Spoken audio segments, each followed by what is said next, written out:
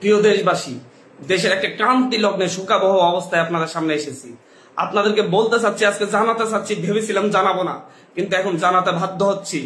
কারণ আপনারা জানেন, আপনাদেরকে বলতেছি, আজকে সকালবেলা মাহবুব যারা এমপি আমাদেরকে ফোন করে আমাদেরকে বলেন, মাননীয় প্রধানমন্ত্রী আপনাদের সাথে দেখা করতে চাই, গণভবন আসুন, আমাদের সাথে আলোচনা করুন, আপনাদের পরিবার সহ আসুন, বাবা মা সহ আসুন। আমরা প্রত্যাখ্যান করেছিলাম, বলেছি ওনার হাতে আমাদের ভাইদের রক্ত লেগে আছে, ওনাকে বলুন সেই হাত পরিষ্কার করতে, তারপর কেবল আমরা আসবো, তারপর আমরা তার সাথে কথা বলবো কিনা ভেবে দেখবো।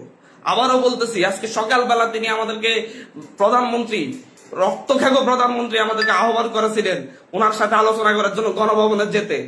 আমরা বলেছিলাম, আমি আমার জায়গা থেকে বলেছি যে উনি বলেছিলেন আমার বাবা মা সহ যেন যাই। আমি বলেছি যে হচ্ছে ওনার হাতে আমার ভাইদের রক্ত লেগে আছে, ওনাকে বলুন সেই রক্ত পরিষ্কার করতে, তারপর কেবল আমরা ভাববো ওনার সাথে দেখা করব কিনা।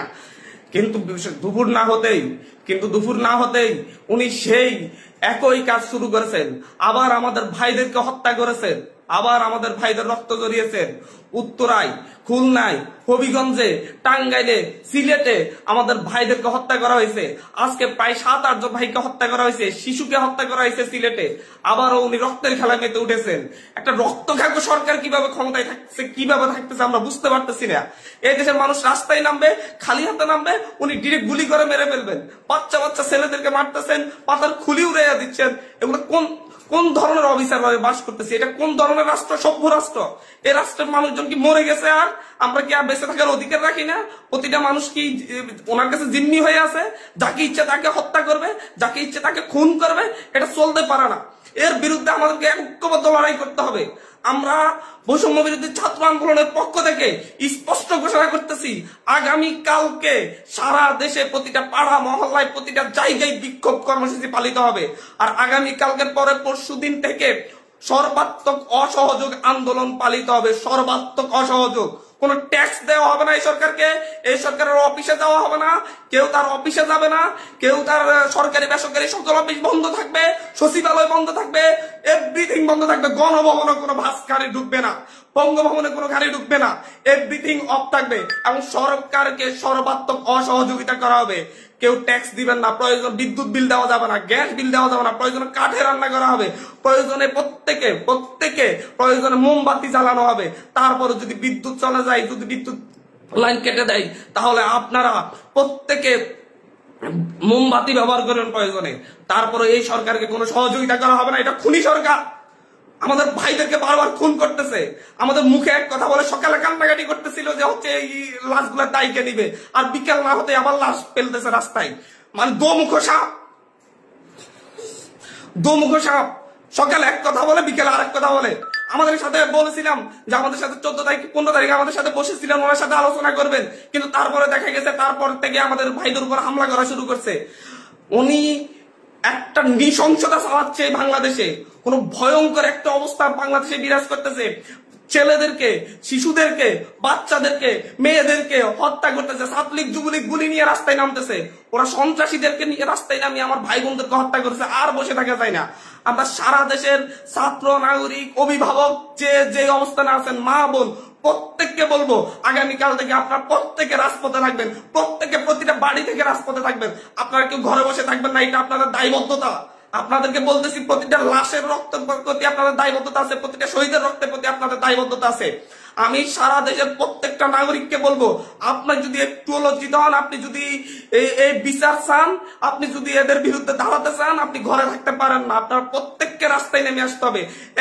প্রতিটা সিঙ্গেল মানুষকে আপনি প্রয়োজন আপনার বিল্ডিং এর নিচে এসে অবস্থান করুন। বিল্ডিং এর সবাই মিলে, বিল্ডিং কমিটি, প্রতিটা ভবনের কমিটির আপনারা মিটিং ডাকুন, মিটিং ডেকে সিদ্ধান্ত নিন, সবাই একত্রিত হয়ে নামবেন। প্রতিটা মহল্লায় আপনারা সিদ্ধান্ত নিন, আপনারা প্রত্যেকে একত্রিত হয়ে নামবেন, রাস্তায় থাকবেন যতক্ষণ পর্যন্ত এই রক্তখ্যাগো তার কাজ বন্ধ না করে এবং এই রক্তখ্যাগো যেন আর না থাকতে পারে। স্পষ্ট বার্তা। বারবার ছাত্রদেরকে হত্যা করবে, নাগরিকদেরকে হত্যা করবে, বারবার এই দেশের মানুষকে হত্যা করবে, আবার সেই ক্ষমতায় বসবে, আমার ট্যাক্সের টাকায় গাড়িতে চলবে। যাদের ট্যাক্সের টাকায় উনি গাড়িতে চলেন, সেই ট্যাক্সের টাকায় সেই নাগরিকদেরকে হত্যা করবেন বারবার, এবং ক্ষমতায় বেশে ওনাদের মতো করে আবার হাস্যরস সৃষ্টি করবেন, নাটকবাজি করবেন, এটা আর চলতে দেয়া যাচ্ছে না, এটা আর চলতে দেয়া যাবে না। আপনাদেরকে বলতেছি এটা আর চলতে দেয়া যাবে না। প্রত্যেকে নিজ নিজ অবস্থান থেকে নেমে আসবেন। প্রতিটা ঘর মহল্লা, প্রতিটা পাড়া, প্রত্যেকটা মানুষ আপনারা রাস্তায় নামবেন। কালকে সারা দেশে বিক্ষোভ মিছিল অনুষ্ঠিত হবে হত্যাকাণ্ডের বিরুদ্ধে, এবং পরশুদিন থেকে সর্বাত্মক অসহযোগ আন্দোলন চলবে। কোন ধরনের সহযোগিতা করা হবে না। প্রত্যেকটা দল, প্রত্যেকটা মতের মানুষকে বলবো আপনারা সংগঠিতভাবে ঘোষণা দিন। প্রতিটা দলকে বলবো, বিএনপি হোক, বাম হোক, ডান হোক, যত দল আছে প্রত্যেকটা দলের প্রতি উদাত্ত আহ্বান। ধর্মভিত্তিক দল হলে ধর্মভিত্তিক দল, ডান দল হলে ডান দল, বাম দল হলে বাম দল, জাতীয় ঐক্যমতে প্রত্যেকে রাস্তায় নেমে আসবেন। প্রত্যেকে রাস্তায় নেমে ঐক্যবদ্ধভাবে আপনারা জানান দিবেন এইটা বাংলাদেশে চলতে পারে না, কোন রক্ত খেকো এইভাবে থাকতে পারে না, বারবার রক্ত জড়িয়ে তারা ক্ষমতায় থাকবে তা হতে পারে না। তিনি আজকে সকালে আমাদেরকে বলেছেন, আমাদেরকে দাওয়াত করতেছেন যে আমার বাবা মাকে নিয়ে আমি ওনার গণভবনে যেতাম, যে ওনাদের সাথে আলোচনা করতাম। জাস্ট একটা কথাই বলেছি, ওনার হাতে আমার ভাইদের রক্ত লেগে আছে, উনি ওই রক্তাক্ত হাত পরিষ্কার করুন, তারপর আমরা গণভবনে যাবো কিনা ভেবে দেখবো। কিন্তু তিনি তো রক্তাক্ত হাত পরিষ্কার করার সিদ্ধান্ত নেনই নেই, তিনি বরং আরো রক্ত জড়ানোর পথ বেছে নিয়েছেন। বাংলাদেশের পুলিশ বাহিনী, র্যাব বাহিনী, সেনাবাহিনীকে বলবো, আপনাদেরকে বলতেছি, আপনাদের ছেলে সন্তানরাও আন্দোলন করতেছে, আপনাদের ছেলে সন্তানরাও বিশ্ববিদ্যালয়ে পড়ে, স্কুলে পড়ে, কলেজে পড়ে, তাদেরকে হত্যা করা হচ্ছে। ভুলে যাবেন না মতিঝিলে সেই পুলিশের কথা যার সন্তানের বুক ঝাঁঝরা করে দেওয়া হয়েছিল আরেক পুলিশের গুলিতে যাত্রাবাড়ি থেকে। সে প্রশ্ন করেছিল, স্যার একটা ছেলেকে মারতে কয়টা গুলি লাগে? সো আপনাদেরকে বলতেছি, আপনারা জনগণের পাশে দাঁড়ান।